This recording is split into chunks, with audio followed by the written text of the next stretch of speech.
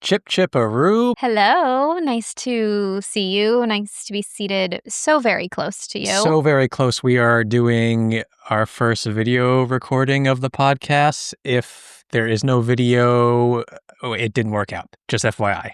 And we're getting used to sitting differently, and we don't know where to look for things. And yeah, that's that. I'm very excited. I do like being right next to you. It's very lovely to look into your beautiful eyes. I know. And your coffee is nowhere in sight, which I drank the is great coffee for me. beforehand, so people don't get to see me holding it, clicking around. So yeah. So we got cameras. I don't know what's happening. So we'll see what happens here. Let's get into it. Okay, let's do it. Do you want to start with Bob Pun or Max Pun, or do you want to start with Skylar's sides? Let's start with Bob Pun or Max Pun. Actually, you know what? I have something that I want to do because this is our first video recording, and that is I want to say that this Flash the camera. episode... Flash the camera? Oh, yeah. Boopity, boopity, boopity, boopity. Exactly. I want to say that this episode is sponsored by Carrie and Harry. Our two longtime Bob Belcher. Basically Bob Belcher tier supporters on Patreon. They have supported us so much for so long, and Spiritually. Emotionally. Monetarily. And they're just two special people, and we appreciate their support so much. We do. Also Lily. We can't forget Lily. Carrie's daughter. Yes. They are Linda and Louise. Exactly. And Harry's Linda. I'll let him be Linda too. thank you guys for being our basically Bob Belcher tier. We love y'all. And everyone else too. Let's get into Bob Pun or Max Pun. Okay. Yeah, look, you get to see how this works. It's nothing, there's nothing fancy. We hold our phones in front of our face. You keep talking to the camera. Yeah, I'm not. You told me I didn't need to do that. You don't. I don't know. Okay. I don't know. We'll vibe with it. We're learning. Okay. We're learning. Yeah, I should be talking to you. You are correct about that. Are you ready for your first pun, Skylar? Yes. Okay. We are doing burgers of the day. Your first pun is the Run DM Seaweed Burger.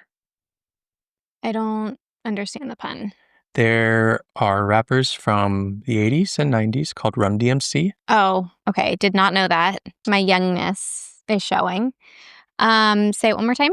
The Run DM Seaweed Burger. Max. Yes. 100% for so many reasons. Your next pun is, we relish you a Merry Christmas burger. Oh. Max. Yes. Mm-hmm. Your next pun is, the Butter Safe Than Sorry burger. Ooh, Max. Yes. Uh-huh. And your final pun is, the Twisted Swister burger. What's the Twisted Sister? Twisted Sister is a band. Oh, really? Also from the 80s. Max. Bob. Oh my God. So Great close. showing. Okay. Oh, this posture thing is... Are you feeling it? We're used to and you're like more aware because you're on camera. Yeah. Yeah. Oh, my back is killing me, man. Okay. Are you ready for Skylar Sides? The fun facts before the fun facts. Dish it, girl. Okay. And so you're telling me I should not look at the camera, and describe. That's fine. Okay. Y'all, we recently had the honor of interviewing Dan Mintz. And so I want to bring some of his exclusive dish to the podcast. I love it. That episode should be up on our YouTube. Same place you're watching this if you're watching this video. Okay, so we had Dan Mintz on the show, and I don't think he thought he was revealing brilliant golden nuggets, but he was. I found some of it so fascinating. And I can't remember if we told this story before, but he had not let it slip, but he clearly had the 4-season pickup news way before us. So I was like, do you ever get worried about the show being canceled? And he was like, no, it's been picked up for 4 more seasons, which we didn't know at that point. So we were like, is he mistaken, or did he just break some news for us? Yeah, he broke it. Yeah. What did you think in that moment? We were like, did we miss some news? Did we miss that this is... He said it so everyone knows this, but we didn't know it. Anyway, that's not the point. But what he was saying, he was telling us about how his voice performance for Tina has evolved. And he also mentioned that the character of I'll Say Daniel, which was who Tina was before she was Tina was actually created around his voice. So he was cast before the character was created. So we know this story with Linda and John Roberts, how John Roberts' voice informed so much of who Linda would become. But I didn't know that was the case with Tina. So Lauren Bouchard created this around his voice. But he said in the beginning of voicing Tina in those first seasons, he really was trying to sound awkward and stilted and just really deadpan, I guess. And now he just uses his regular voice. And he says that so much more of the writing, Tina gets to be so much more expressive as a character. And so he has gotten to use his normal voice and be more expressive, because if you go back and listen to season 1, I mean, it is a totally different voice. And that's so cool how characters can evolve, but also voice acting gets to evolve. Yeah, I found it so interesting that when you think about it with the main characters on this show, they're very voice-based pre-creation of the show. Does that make sense? Yeah, like they're that's very, what I mean. yeah, like he had the John Roberts voice. He's like, I want this to be the mom. Yes. Obviously, H. John Benjamin has a very specific voice. Christian Shaw has a very specific voice. Yes. Eugene Murray. It's like he had those characters in mind with the voices. Yes. It's interesting. And I'm like spilling so much of the interview, it'll still be super interesting. But just to go off that, I had no idea that Lauren's start was in sound. So I knew he was musical, but I had no idea. I think on Dr. Katz, he was in sound editing or something. And most of these actors were on that show in some form. Yeah. So where I think everybody's different brain comes at something from a different angle. So when I'm writing something, I have like little visual vignettes in my head, and I'm a very visual person. But for Lauren, sound is kind of his impetus, which is really, really fascinating. And go watch that interview, because Dan kind of describes how he uses sound in actors' performance to mold a script. And I had no idea that was a thing. So it's a really fascinating conversation. Go check it out. Should we get into this episode? Let's do it. I'm very excited. Skylar, can we have the title and synopsis for Season 10, Episode 18, please? The episode title is Tappy Tap, Tappy Tappy Tappy Tap Tap Tap. Tappy Tappy Tappy Tap Tap Tap. Tappy Tappy. Tappy Tappy Tappy Tap Tap Tap. Tappity Tappity Tappity Tap Tap Tap. There's no tappities in this title, though. Oh, Tappy Tappy Tappy Tap Tap Tap. There you go. Great. Cool. All right. When Josh invites Tina to his tap performance, Tina thinks she's going to friend zone him, but instead ends up playing detective. Meanwhile, Jean and Louise have a burger cook-off. Best Burger gets their creation on the board. This episode came out on April 19th, 2020. It was written by John Schrader and directed by Ryan Matos. Tell me your thoughts on the episode. Okay, so I don't know what happened in our life. My mom was in town. I swear this connects. Do not worry. Okay. Do not worry. Okay. My mom was in town, and then we started your birthday celebrations, and it was like a whole week, which was great. There wasn't a new Bob's Burgers episode on air, so when we sat down to watch this, it had been a long time since I'd seen a Bob's Burgers episode. For us, it had been like 2 weeks or something. And we sat down, and the second we started watching it, all my problems melted away.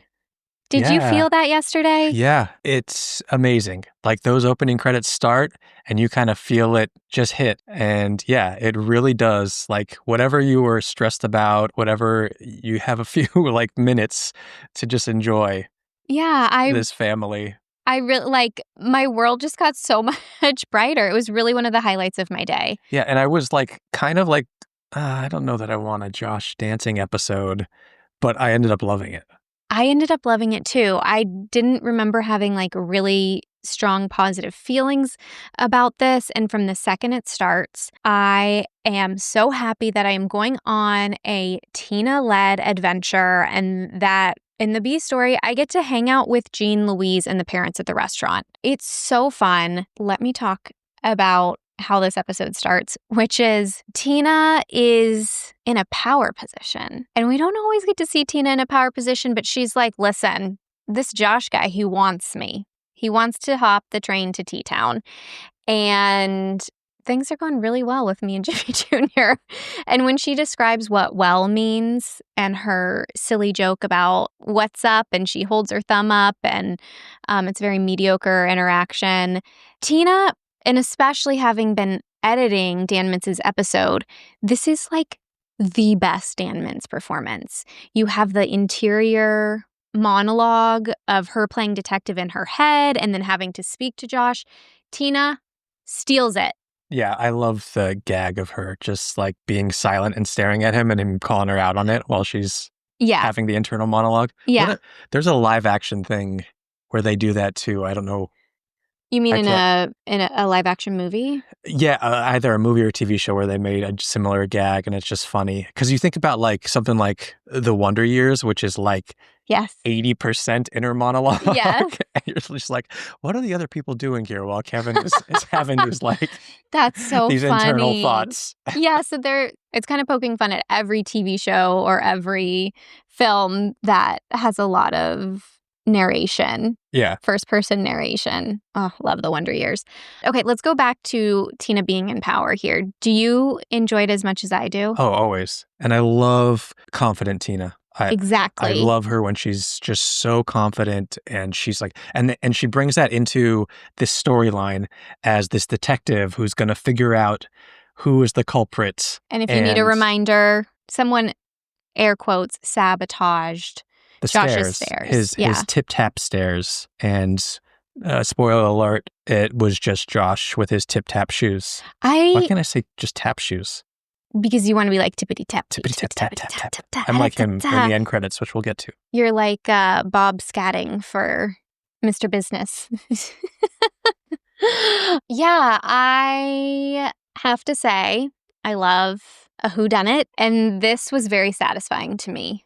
The reveal that it was Josh thinking he clicked the stairs into place, but it was just his tap shoe on the bar. I also love a whodunit when it's like you take out the person who had it done to them as a potential suspect because you're like, why would they do that to themselves? Yeah. And then when it ends up being that person, you're like, oh, that's it was great. Good. Bob's is good at it. There's a lot of detective influence on Bob's burgers. Because I think it makes good like storytelling for like basic who did format. It? Yeah.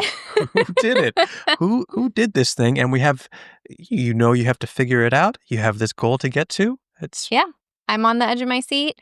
Also, I just feel like this would be a good time to mention that when Nora Smith and Lauren Bouchard were writing the Bob's Burgers movie, I know we've talked about this on here, but I wanted to remind y'all that I think Nora,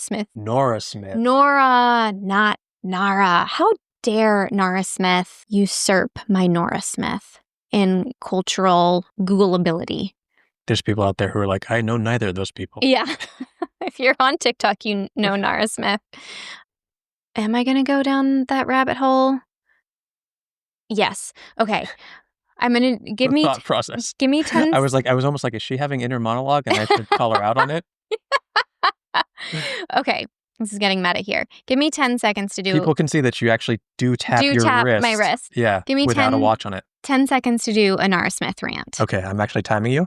Yeah. Okay. Ready? Go. Okay. I could say all the suppressive and patriarchal...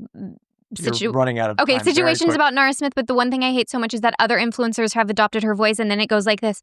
Today, okay, it's over, but I'll let you do the voice. And I got some pears. Now other women are adopting the voice. And I will send you examples. It's nutso. Anyway, back to the movie. Nora Smith was reading a lot of Nordic detective books. I think it was like maybe during COVID. We were all doing things to get by. Yeah, we were watching Nordic detective shows. Yes, I love them. Oh, we love them. We would give you a list. On the ice. On the ice. On the ice. It's only there's sun out for an hour a day. The story as chilling as the landscape. Oh, I love that. You should be a writer. Anyway, trying. So this detective shows did inspire the movie, and it clearly inspired this episode too. Can I give you a couple of fun facts about this episode? I'd Really, love- it's all just voices. That's all I have here. Yeah, everybody loves your insider information on the voices. Okay, so we get Ben Schwartz is back as Josh. As we mentioned numerous times before, Ben Schwartz is best known probably as Jean-Ralphio on Parks and Rec. But he's a very funny improviser, as we'll once again see, spoiler alert, in the end credits. Last time Josh was on, he did improvising in the end credits, I'm pretty sure. Oh, 100%. So much improvising. Yeah. So wait, what was it? Do you remember? We're getting, I can't remember off the top of my head, but we're getting professional improv. Yeah, we're getting the idea that they're like, he's a great improviser, just play the music and he'll make stuff up and then we'll animate based on what he's singing. It's very clear when you listen to these end credits that that's what's going on. For the voice of Sawyer D, the Sawyer that Tina eventually actually ends up having like interactions with, Eugene Cordero does the voice, and we last heard him doing the voice of Brian, Tina's passed out boyfriend at the mall. Boyfriend, I'm using air quotes. Oh, okay. Yeah. He got more dialogue this time, I'm guessing, since he was asleep for most of that episode. And then we have Daveed Diggs, who we know from Hamilton. He was Thomas Jefferson in the original cast of Hamilton. Did we see him in our alley? Yeah, you say that every time I bring him up on this. What? On this It was podcast. an important part of my life. And we have to explain, like, our back alley is not just like, he was not just like wandering or sleeping in our alley. There's like recording studios and film production companies and stuff we share an alley with. So he was We're not starting rumors. But he takes over the role of Douglas, Josh's friend, who we last saw way back in the like Jimmy Jr. dance-off episode. Really? Yeah, because he was originally voiced by Gabe Liedman, who is a white voice actor. Yes. So I assume this was after they had... I think after 2020, I think they announced that Marshmallow would be revoiced, and I think, Olsen Brenner, is that the right name? Olsen Benner. Olsen Benner was revoiced. That's really cool. Yeah, Harley, I think. Harley. Yep. Yeah, but Daveed Diggs is great every time he's on this show. I had no idea that was him. I had absolutely no idea. Wait, and you said he voices Douglas? Douglas. I had no idea, and that's so exciting. We just saw him on the Tonys. I thought you were going to say you saw him in our alley. You're just again, he's just always there. Should we open up the window and see if he's out there? And then he's just so cool. Yeah. Like, what did we see him in? What was that movie? Blind Spotting? Blind Spotting was a great movie that I think he that's did. Why I'm so excited. We saw him in the alley because we had just seen Blind Spotting, and this was unbelievable performances. Yeah. And then they did a TV show based on the movie Blind Spotting that we never ended up watching, but I know it had a couple seasons. Yeah. I don't know if it's still on. And then tell me who did the voice of Miss Morris, the dance teacher, because you figured out while we were watching it. Jill Dillman. No, Brooke Dillman. Brooke Dillman. Voice actor extraordinaire. Yep. Mentioned all the time on Bob's Burgers. Yep. She does all the voices. Let's just talk about the dance instructor at this performing arts school. Tell me, as someone who grew up in the dance community, how accurate this woman is. So this outfit nails dance teacher. The flowing top, the scarf, the long pants. The eye makeup. The eye makeup. What year was this released? Because that is some intense eye makeup. 2020. Okay, dated. I find that eye makeup to be dated. Yeah, but wouldn't that make sense? That kind of like an older teacher holding on to her stage dance youth. Makeup youth. 100%. Yeah. It was perfection. Anything else you want to say about this A story, or do you want to talk a little bit about the B story? Let's talk about the B story, because I adore it. Okay. I love this B story so much. And I almost looked to you and said, should we make these burgers? And I went, absolutely not. Because she'll do it. Yeah, because we'll do it. And there's no like redeeming quality in these. I don't want to try either one of them. I was excited for their creations, and then I was just as let down as Bob and Linda. I was doing that Bob thing where I'm like, are we going to have some burgeoning little chefs? And they did what they normally do, which is... Whose burger would you rather eat? Louise is the one that had gum in it, and Jean had licorice or lipstick. It was Maybe licorice and olives. Do you think that meat was just like raw? Part of me worries because I was like, there are kids back there. Are they really letting them like cook on the stove and without watching? I don't know. And my brain went to like, now was the gum like, was it like a stick of gum or was it already chewed gum It to was go in already there? chewed. You think it's already chewed gum? I do. Okay. I don't know. Okay. Or was it like, I was like a gumball maybe? Oh, that's fun. I don't know why I've been craving licorice lately. Like black licorice? Not black Yeah, licorice, black but licorice was gross. Does anyone like black licorice? I had some the other day. Black licorice? Maybe the other year. Maybe he was, in the 90s. I don't know. I can't keep up, but I definitely had licorice at some point in my life. But it was more authentic, and I liked it. Okay. Because they're really into it. Who? In the Nordic What? land. Wait, how is this connecting to like Nordic? Swedish fish, like they're into it there. But is that where you had it, in a Nordic land? It was more authentic than American black licorice, and I was like, I But get it. where It was did you like black have it? currant. I don't know. I can't remember. You're So making it sue sound like me. you were on the one of these detective series that we were just talking about. Okay, so I think jeans. I was rooting for Jean. Oh, okay, Linda. Because I thought it was so like, of course Bob would be like, no, Louise is gonna win. Well, I also like that it's like, we know they kind of have their favorite children. Yeah. We've seen it, and they're not supposed to, but it kind of shows in this when they both say who they think is going to win. Yeah. I also think you have your like confirmation biases about your children. If one child is your athletic kid, you're going to assume that maybe they're better at this, but maybe your other child could surprise you, Yeah. I think we've learned from Gene and food that he likes really odd food combinations. He's an so artist. you have to assume that there's going to be some odd food combinations in there. But we have made his baked potato lasagna and truly enjoyed it. So I can't say if licorice, as long as it's not lipstick. I don't want to eat lipstick. I do. You do? Oh my God. People, hear me out. Have you ever smelled a lipstick and been like flavored lipstick? No. Like scented? No. Or, oh my God. Y'all. Bonnie, what is it? You're Bonnie worrying Bell? me with this black hold licorice on, in hold the on. Nordic times. Everybody has something that they're like, that texture would be super satisfying in my mouth. But the flavor, like lipstick, I don't think it's that I'm pretty flavorful. sure I've tried lipstick as a kid. Okay. Have you ever? I love the smell of It's lipstick. hard to like not think of lipstick as when you're a young child and not like take a little bite or like not like. Okay, so you've wanted to as well. Yes, because I'm a child and you're putting everything in your mouth as a child growing up. I love the way lipstick smells. I love the texture of lipstick. Do I eat it? Do you need to take me on my weird obsession on MTV? No. I restrain myself. Thank God. Well, I just got to be on the lookout for you in black licorice, apparently. Just go on these adventures. So the lipstick intrigued me. Okay. Skylar wants a lipstick burger, not a licorice burger. I'm going to make a lipstick burger for you and make you eat it.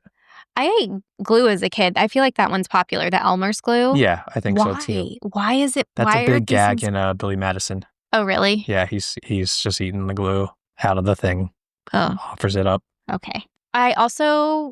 We have this TikTok that keeps getting so many comments on it, and it's about why Linda and Bob's relationship is so cool. And we were watching this episode, and I was like, this is what the people in the comments are saying. Like, they're friends. They're best friends. Linda and Bob not only are, one, really having great parenting conversations. They're saying, let's make this a tie. We're not doing competition. So their parenting is like A+. But then on the side, they're like, hey, best friend, do you want to have an inside bet? And it's goals, people, goals. They're Should we have a burger off? Yeah, but it can't be like. No, it would be like, you know how when I threw. You're gonna beat me. You're really good at cooking. No. It's not about cooking. It's about like, see, this is where you might pull up because you're really fun at like. To me, we'd get like potato chips and. Oh yeah, okay. I'm on it. A sauce, or I think it's fun. Yeah, But I take things too seriously. Yeah, and I go the opposite of Anthony Bourdain's preference. Yeah. That's the problem. Because I love treasures, as we've said before, like an ice cream. You're going to do meat treasures in your burger? Yeah. If I could Should we do this? If I could get like a, let's see, an elote corn chip topping. You love that. You know what we should do? We should give our neighbors like $20. Okay. And then I'm not sure I'm on board with this yet. And the next time they're at the grocery store or whatever, they can pick like just like fun ingredients and then bring them back. Oh, you want to do like a chopped? Yeah, but not weird ingredients. It would be like things that taste good. So we don't have bias. We can't go shopping ourselves. We kind of have to figure it out ourselves. The only thing I'm nervous about is that they're going to bring something home that like I don't know how to like cook with it. I would teach you. Artichoke. You don't. No, I'm talking about Fritos and caramel. Just like 7-Eleven. Yeah, 7-Eleven. That's my vision. Or we can go shopping. That's really together. Like that viral place in New York, the bodega, the Sure bodega. Yes, that's you just what give it them anything and you. Have you guys seen that? It looks so fun. I would do a Talkie. Oh, Talkies on a burger. Oh yeah.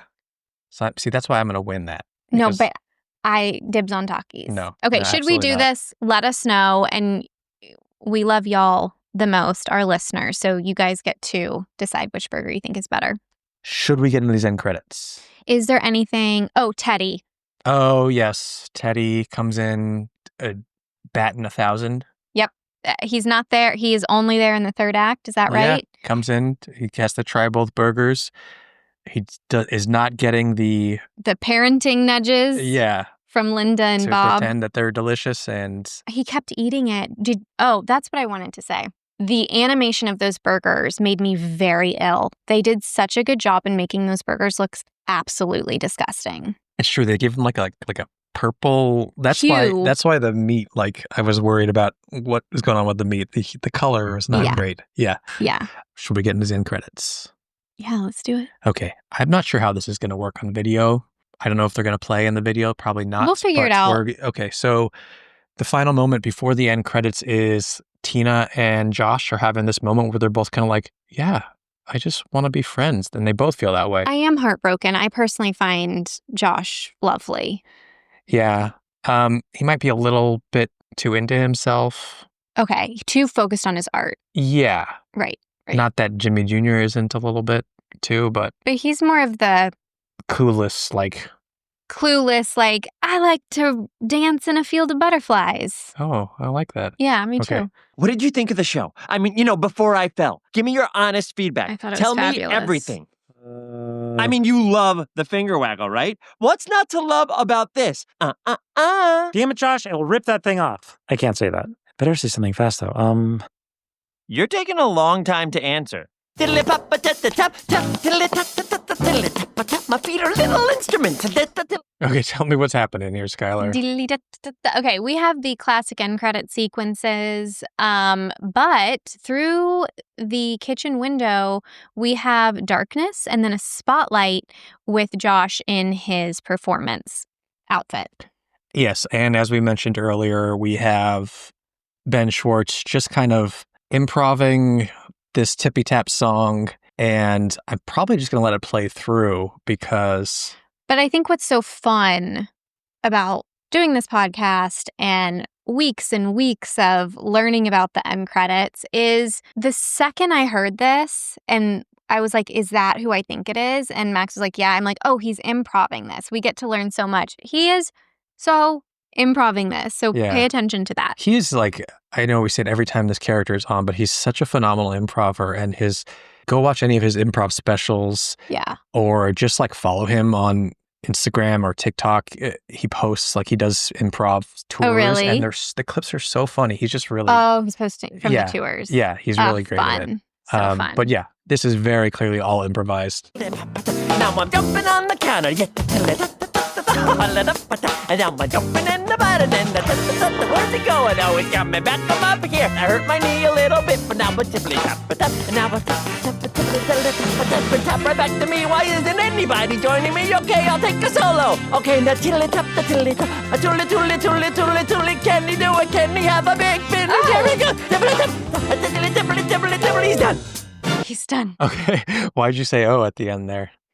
Gene comes across in his burger costume and throws the top hat through the window, and it magically floats into Josh's hand. Effortlessly. It's Gene gorgeous. doesn't even look in that direction. Wow. What? Gene knows his way around a top hat. He sure does. He loves to I feel like tip he's to been people. practicing that move Yeah. through that window for a very long time, and he finally has someone to catch it on the other side. Can't you just imagine him practicing every day and just hitting Bob in the head, and he's like, Gene.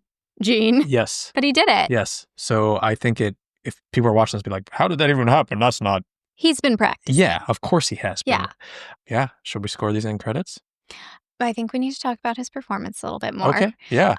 I love his vocal performance. He's getting a little breathless if you really listen to it. I love the tapping sound, and the dancing is actually phenomenal. He gets on the counter. He slides across it. Anyone who's been a dancer or likes musicals, like, this is giving.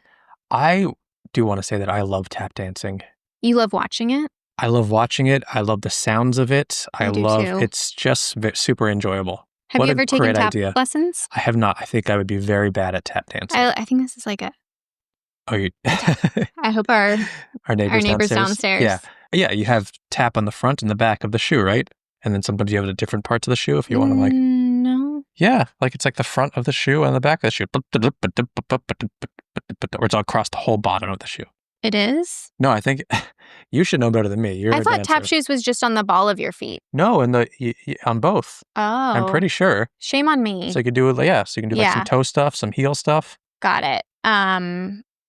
I took tap classes, and I did a dance to Jailhouse Rock when we've discussed this on the podcast ad nauseum, where we played our legs as guitars. And do you remember the dance? I do some of it. I love the one thing I love about the video is I can just put my lips up on the mic and it's When you're getting really serious. It's so dramatic. Like, It's very ASMR. Would you like to do the Jailhouse Rock tap dance on our YouTube? Sure. And then we did this knee thing. Oh, you want to see probably have some sweats.